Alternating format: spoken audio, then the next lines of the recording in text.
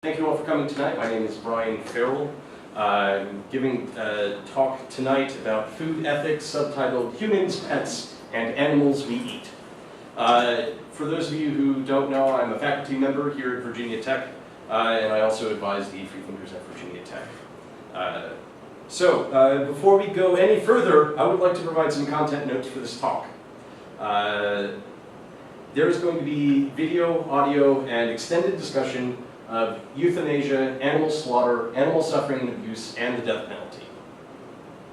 We will also, this list is a list of things that I am mentioning or may be mentioned as well in the presentation or in our discussion afterwards. So things like the Holocaust, rape, murder, torture, slavery, sexism, racism, homophobia, transphobia, biphobia, classism, and ableism. These are all topics that sort of come up as adjacent things. So if at any point in time in the presentation you feel uncomfortable or you feel that you can't watch or listen or participate in this discussion, please leave. Your mental health is more important than this knowledge and the way I'm presenting it tonight. Right? Are there any questions about this? All right. So, food ethics. This is a very broad topic. Here are some key words that are wrapped up in this discussion of food ethics. Workers' rights, land rights, who owns the land, who's allowed to work it, the Bundys way out west, those sorts of people. There's also patented crops and patented genes, CO2 emissions, pollution, sustainability, food allergies, organic versus non-organic foods, GMOs, transportation of our food and of labor, wages for laborers and people in your grocery store, the living conditions of animals, fair trade, consumer rights. It's massive, all right? This is a massive, massive topic. So we are going to narrow this down into more towards the veganism side of food ethics discussions. So on the right here I have a definition of veganism. Veganism is a way of living that seeks to exclude as far as possible and practicable all forms of exploitation of and cruelty to animals for food, clothing, and any other purpose. And so some subtopics under veganism are animal rights, health, the environment, human rights, animal abuse, animals for meat, animals for eggs and milk, and animals for clothing.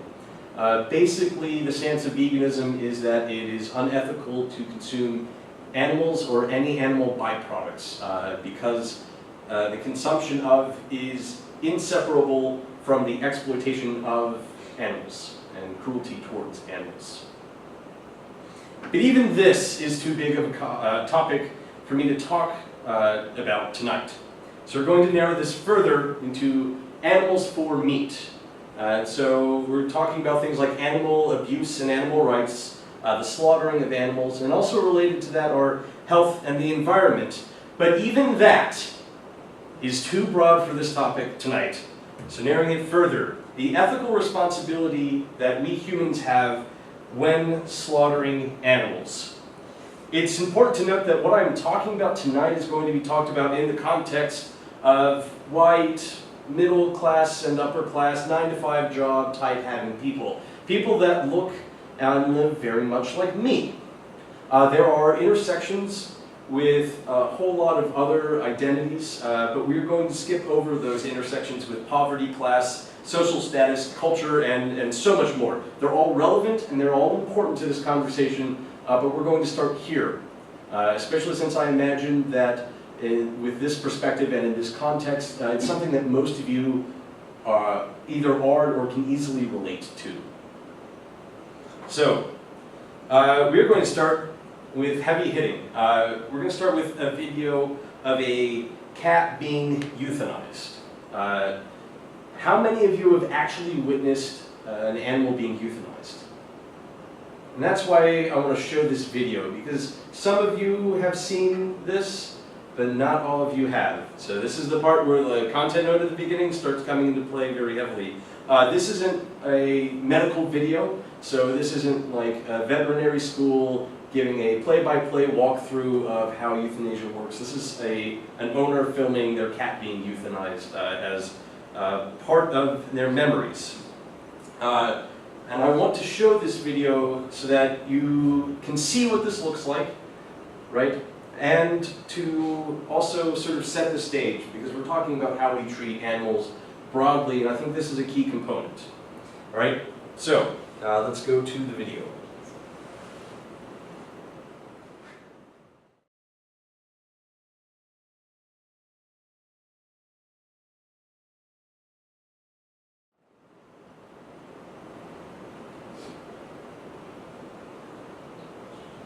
So if anybody needs tissues, I have some. I brought them. So just raise your hand, wave them. Right, if you need them. So let's talk a little bit about euthanasia and what we saw in the video at a high level. This isn't going to get very detailed. So a mixture of drugs is injected into the animal being euthanized.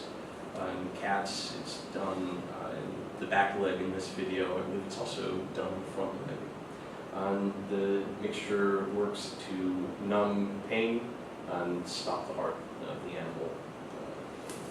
You saw them shaving the leg.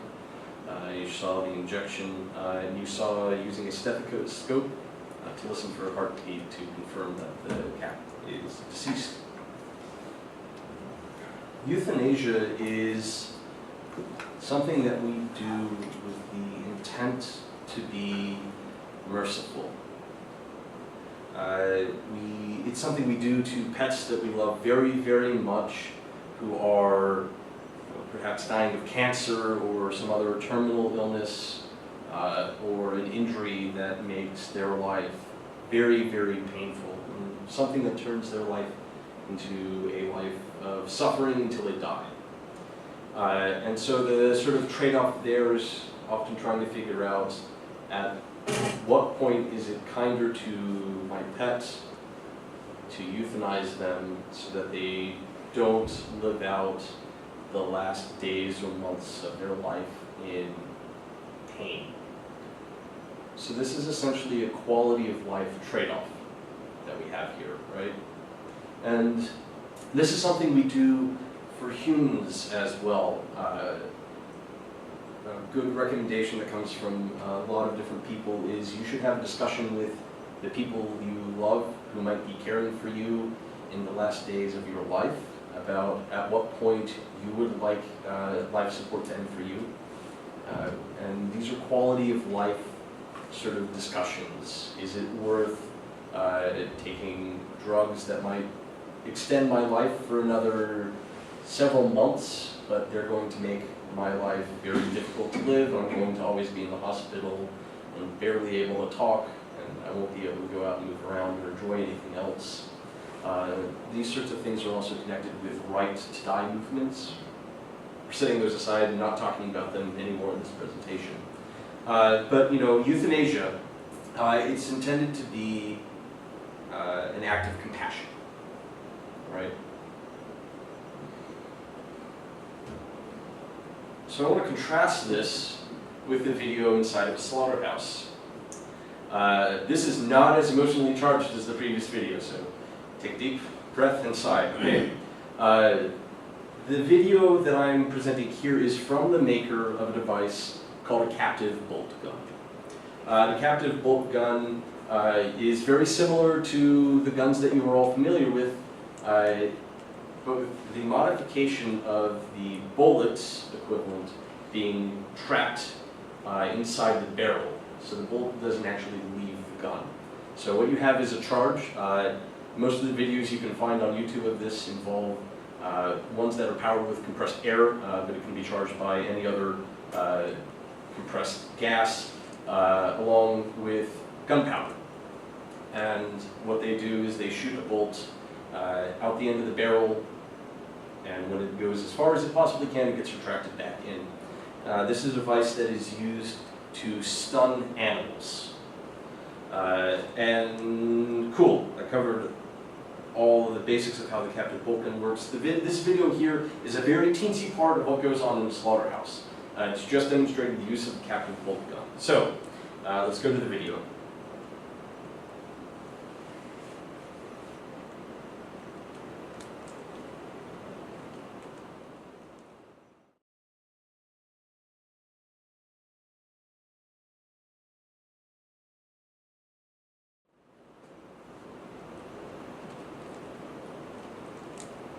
Alright, so the procedure there is pretty simple. The basic procedure, what you saw is the animal is restrained. That way the captive bolt gun can be, targeted properly to make sure you get good, clear contact, so that the animal is stunned the first time, and so that they're stunned quickly. So what happens next, I'll just describe to you verbally. Very briefly, the animals are often then hung upside down or laid on their side. Their throat is slit, and because we stunned the animals first, their heart is still beating. And that means that the still beating heart is used to drain a significant amount of blood from the animal before it goes to be processed further. So this is where we get to some really, really long titles.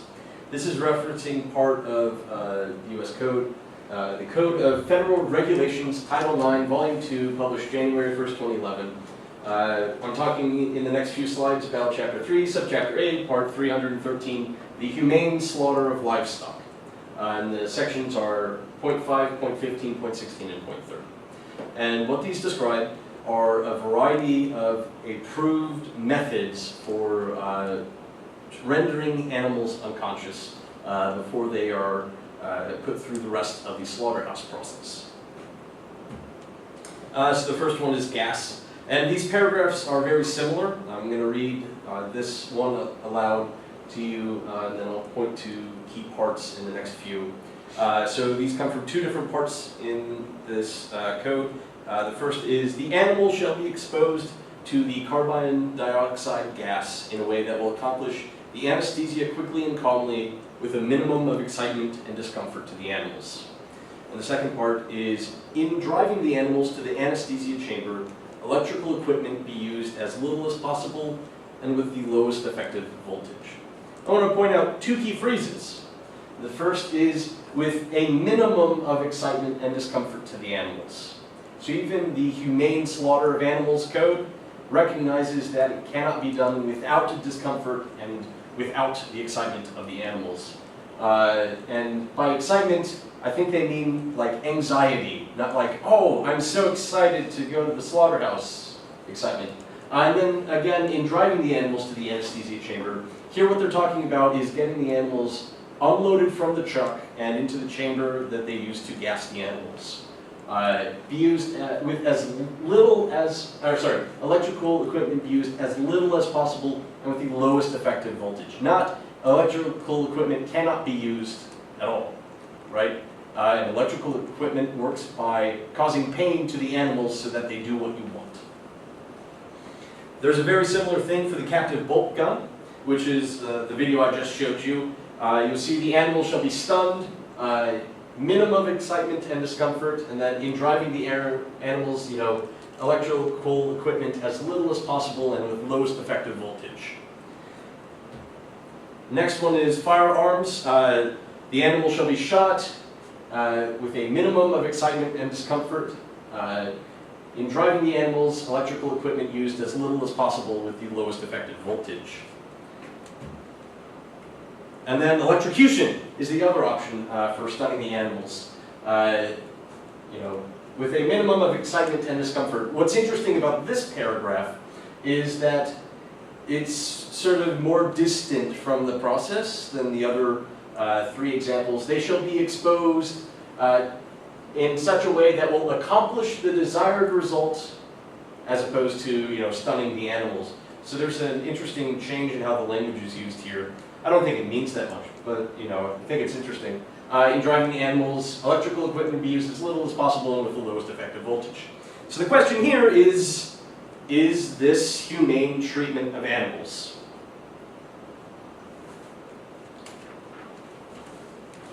So I don't take much stock by definitions that are included in dictionaries or that you can easily find online. I prefer definitions be created by the groups that they are attempting to represent, which is why my definition of veganism came from the Vegan Society. But to try and get things a little bit more concrete, I Googled humane, and what it spit back was having or showing compassion or benevolence. So humane slaughter is theoretically having or showing compassion or benevolence to animals that you are slaughtering.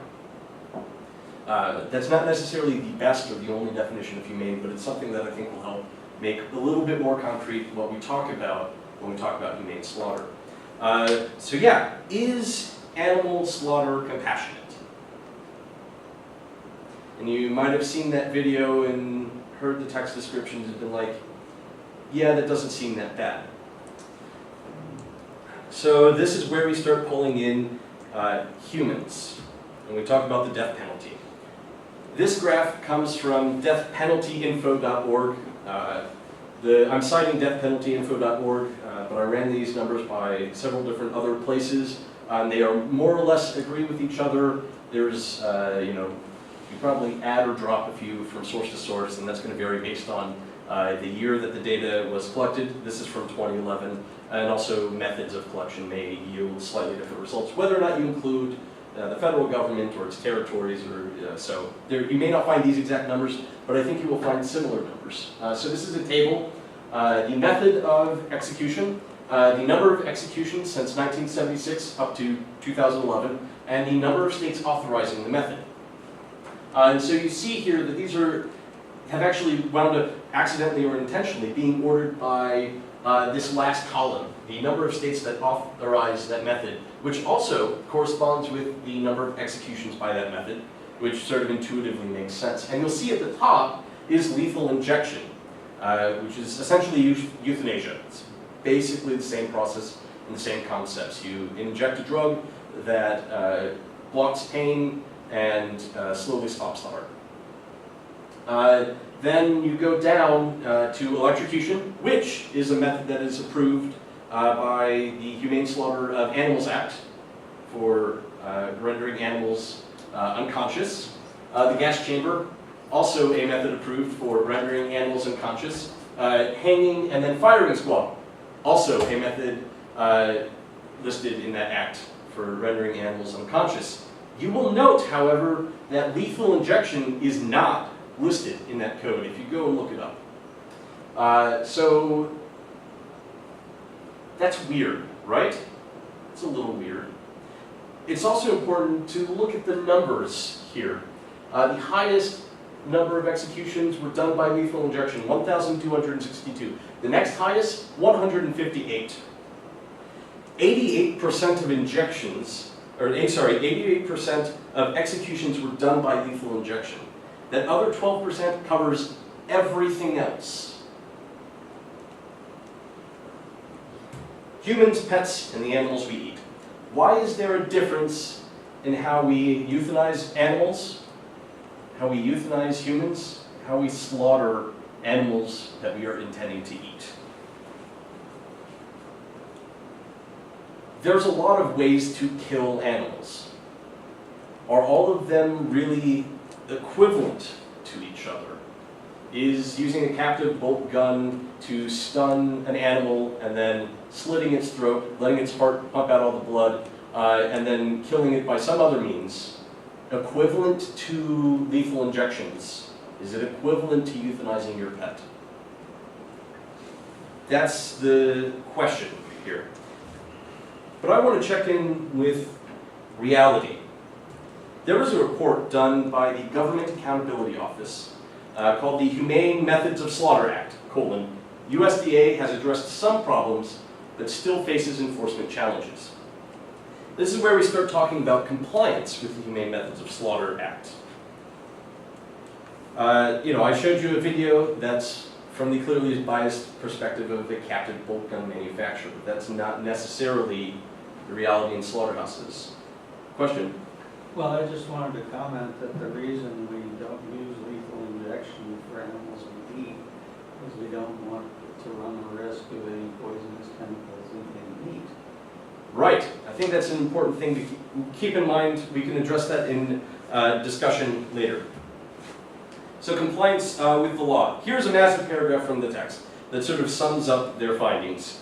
Let me read it aloud to you. Our ability to assess the frequency and scope of non-compliance with the HMSA, which is the Humane Methods of Slaughter Act, was limited because FSIS, which is the USDA Food Safety and Inspection Service, could not provide us with documentation for all of the non-compliance incidences, and because the documentation provided was not always complete and consistent.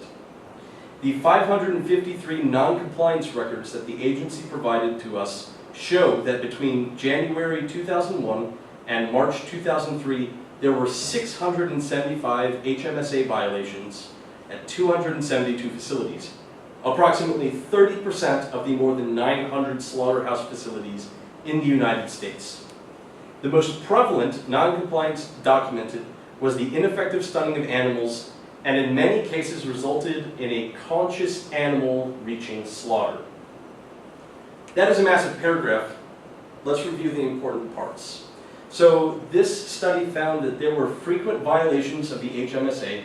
The HMSA, I highlighted 4 parts of it to you, right? There's so much more, all right? So these are not all violations with how you stun animals.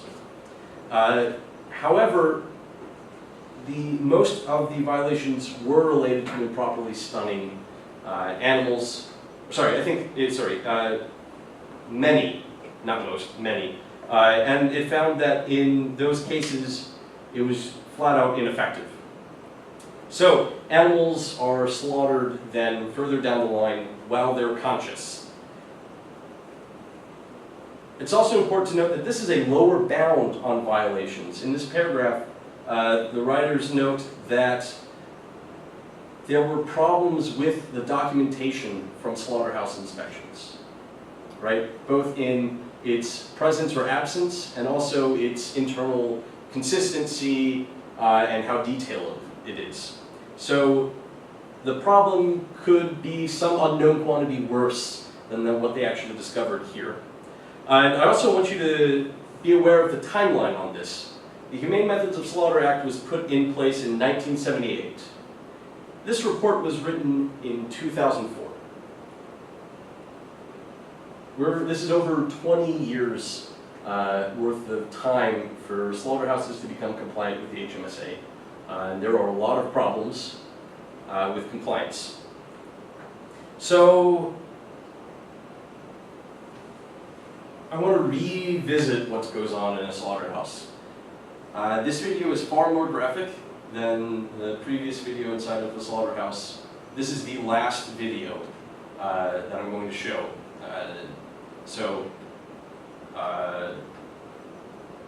Just so you can sort of gauge your emotional energy and your ability to sit through this. This video explains what's going on as it shows, so I'm going to let it do its thing.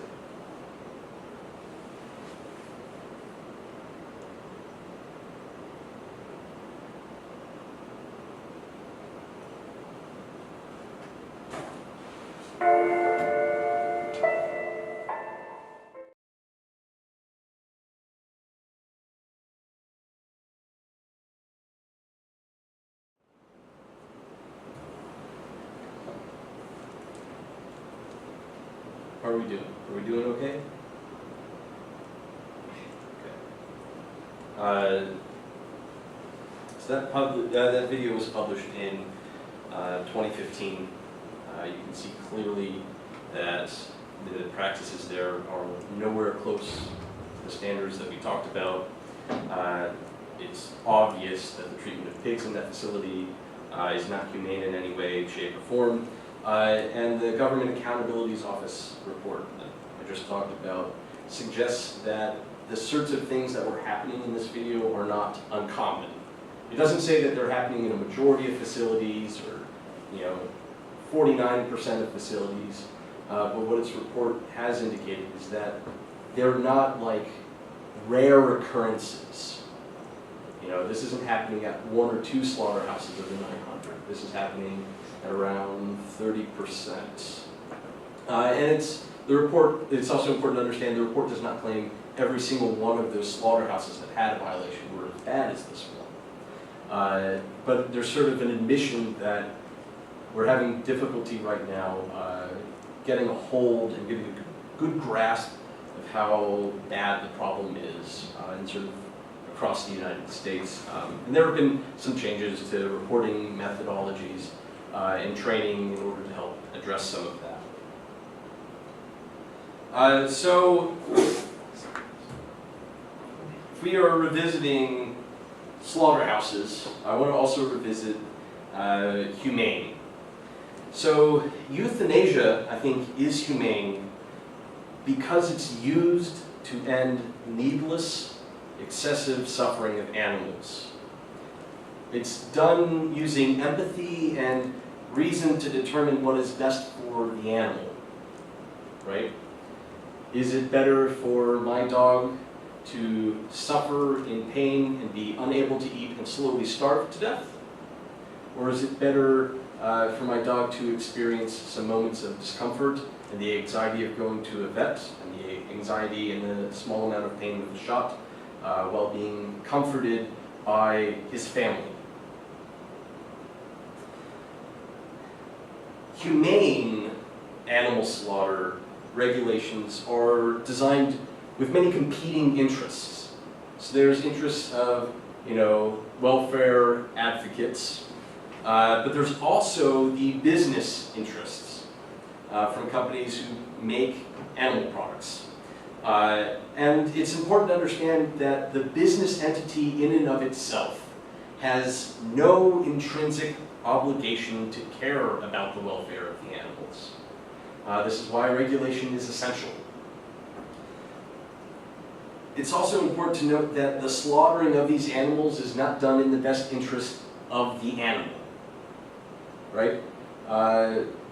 Cows are slaughtered at about 4 years of age. If they're a cow that's being used for milk, cow's lifespan is about 20 years.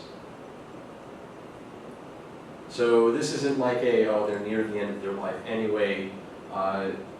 Pigs are fattened up, and as soon as they gain enough weight, they're sent to the slaughterhouse. This is not a moment that's towards the end of their lifespan. It's important to also remember that saying something is humane, like in the title of the Humane Methods of Slaughter Act, doesn't make it humane. And I wanted to show you videos in order to help connect sort of the abstract of how slaughtering is done with the actual reality. So I want to talk about my path towards veganism. We've been very specific, focusing on killing animals. I'm going to start broadening it out when we are in the final stretch of this presentation. The first realization I had is that there's not a good rationalization on why eating a species that you are not a member of is any different from eating a species that you are a member of. So the realization was I didn't have a good reason to explain why it was okay to eat animals but not humans. There's nothing biological, there's nothing in evolution, there's nothing in atheism or any of its assorted beliefs that I hold that make that line of separation a good one or a clear one that really explains it with something that's concrete enough for me. And so it's important to understand I had this realization, and so the conclusion I came to was, well, if there is no difference, right, beyond sort of the social impact that I myself might experience from being a cannibal, then, if I'm applying everything uniformly and equally, right, there's nothing ethically wrong with cannibalism.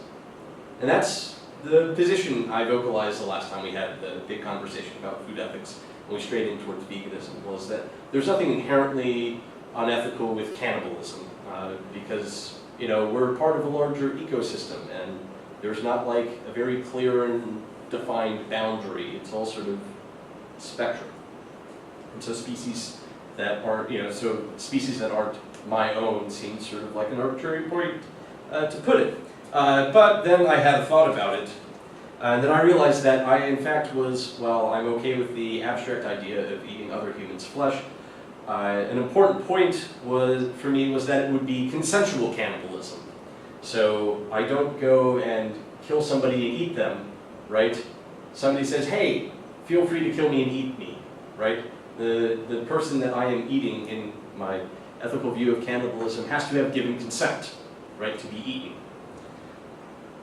And what I had stumbled upon with those two thoughts at the time was a very, very crude beginning of an understanding of speciesism. Here's an explanation pulled from Wikipedia.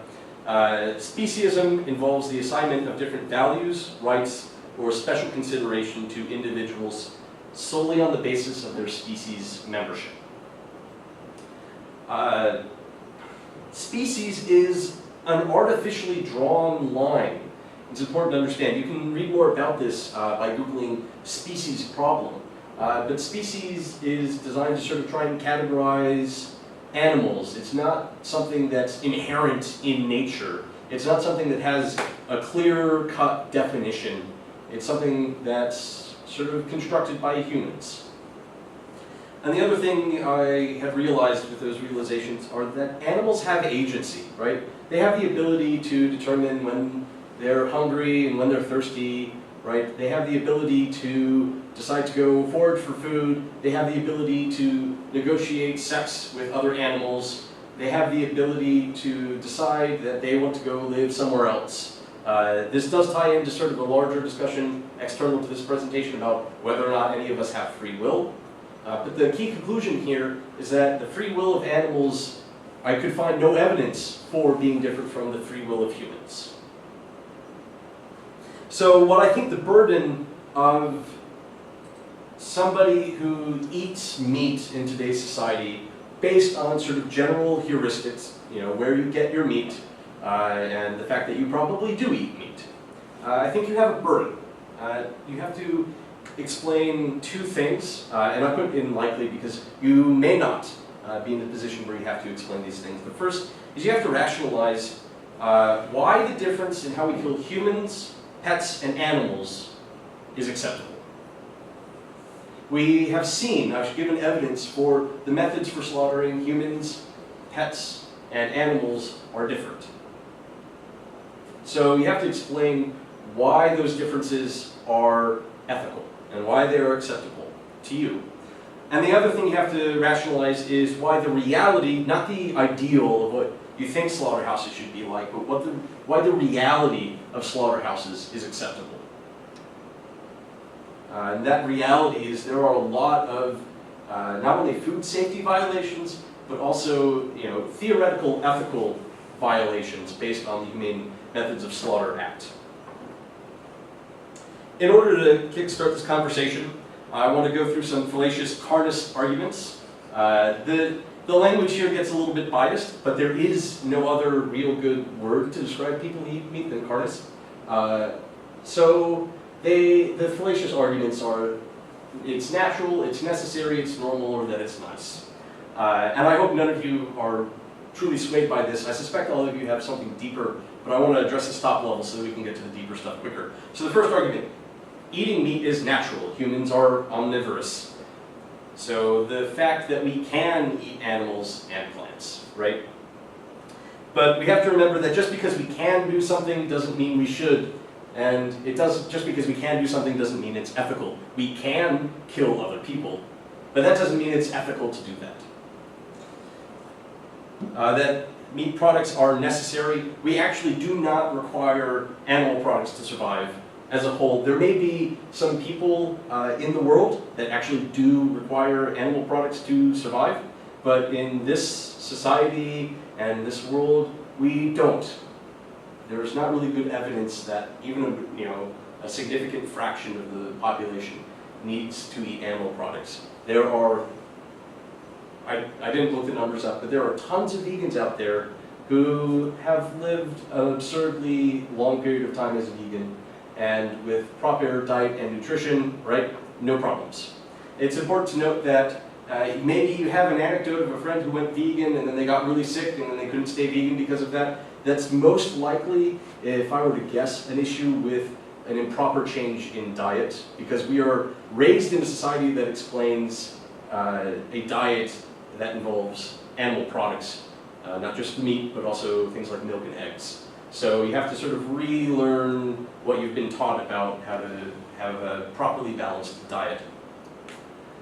That it's normal, that it's a part of our culture, it's normal, it's not a problem.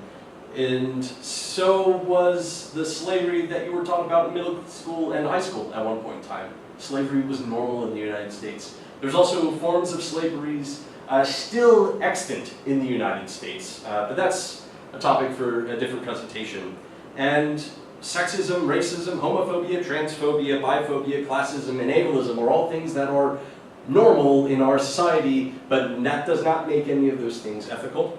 And then finally, that it is nice. And obviously, if something is not ethical, it's not nice. You may enjoy the flavor of steak and whiskey on a Friday night after a long week of work, but if that steak is not ethical, if that steak did not come from an ethical source, then it's not really nice. You're just ignoring the parts about it that aren't nice. So there's so much more to veganism and to these arguments, and I've left out a bunch of stuff.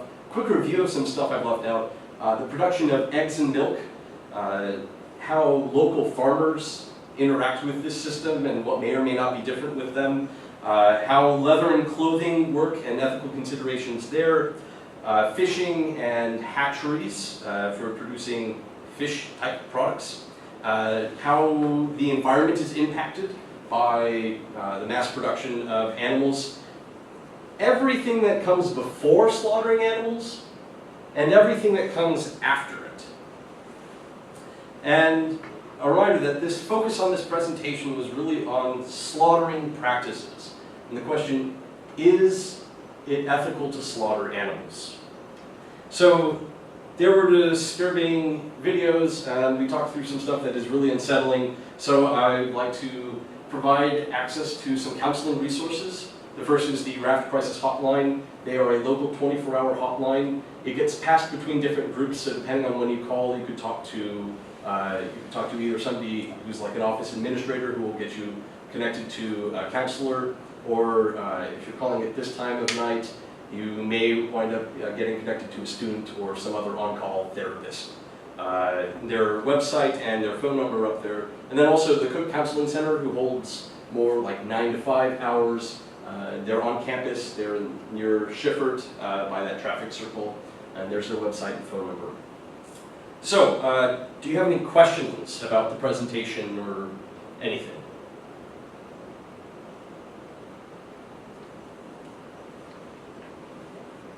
Yes? This is a slightly weird question. But so you're talking about animals and consent, and of course differentiation between species. I was wondering what your opinions on bestiality. Okay, so what are my opinions on bestiality? So I actually wanted to divide these questions up into stuff that's directly about the content I presented and stuff that's related to but not directly. So let me write this on the board and we will get back to that.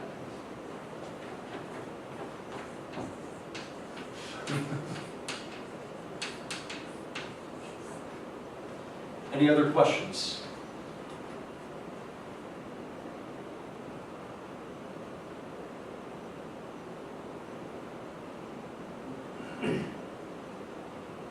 Yes. Your personal views as the presenter, would you have different views, or would you consider modifying or ending your veganism with what you would consider ethical slaughtering of animals or ethical means of that coming into existence? Okay, so the question is, would I change my personal diet, which is veganism, if there were a method of slaughter that was actually humane, correct? For the most part. So, I wanted to leave the question a little bit more open-ended in this presentation, but I am not yet convinced that there is a method of slaughter that is humane. That would also have a meat product that would be safe for humans to eat. At least not at a massive scale.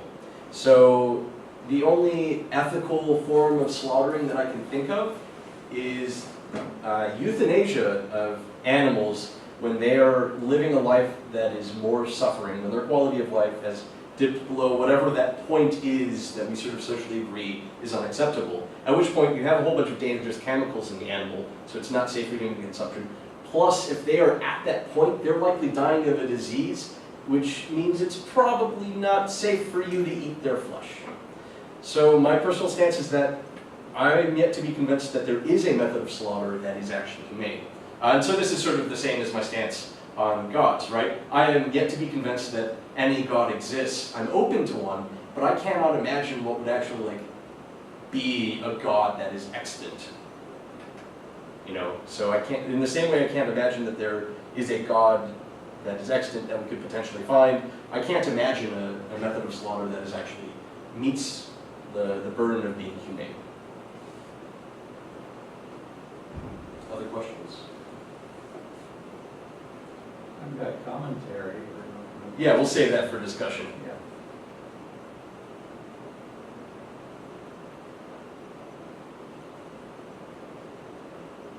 All right, let's go into discussion mode then.